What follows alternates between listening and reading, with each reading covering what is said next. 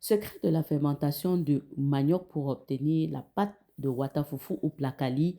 Je vous donne tout dans cette vidéo. Restez jusqu'à la fin.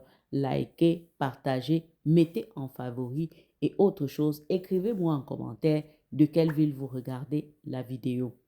Dans une vidéo précédente, je vous avais montré comment on lavait le manioc déjà fermenté pour obtenir cette pâte. Donc, vous pouvez retourner la regarder. Je commence par acheter mes maniocs. Il y a un magasin en gros à Montréal, sur rue Legendre Ouest. C'est Samy Fouille en gros. Voilà, dans ce magasin, tous les vivres frais sont vendus en gros uniquement. Donc, quand je passe dans ce secteur-là, j'en achète pour faire occasion de faire quelques économies. Notez que cette vidéo s'adresse beaucoup plus aux personnes qui vivent dans les pays à 4 saisons. Moi, je suis à Montréal, donc les personnes vivant au Canada vont mieux comprendre. Voilà, donc je commence par je trempe uniquement pendant les périodes chaudes. Donc le premier secret, période chaude. Milieu du printemps, tout l'été, début de l'automne. Voilà les périodes qui vous permettent d'avoir un bon résultat. La deuxième chose, c'est d'avoir une glacière. La glacière vous permet de garder le manioc fermé hermétiquement.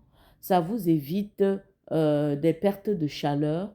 Ça vous permet aussi de ne pas avoir des odeurs qui diffusent dans la maison pour ceux-là qui vont laisser que ça développe des odeurs. J'ai tout entendu, j'ai tout lu dans les commentaires.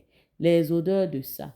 Les voisins ne respirent plus. Vous êtes désensibilisé contre les odeurs dans la maison. J'imagine l'odeur de ça dans la maison. Je vais vous dire, le troisième secret, c'est mettre de l'eau chaude.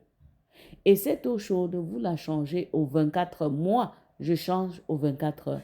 Ça fait que je n'ai pas d'odeur, je n'ai pas d'acidité. Et ça me prend 3 jours pendant les périodes où il ne fait pas très chaud, 2 jours pendant les périodes où il fait chaud. C'est tout.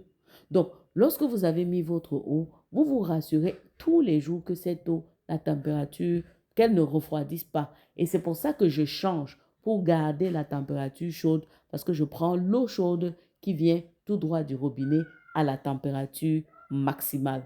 Et 3 à 2 jours plus tard, j'ai mon manioc fermenté, lavé comme dans la vidéo précédente, prêt à consommer. Bye!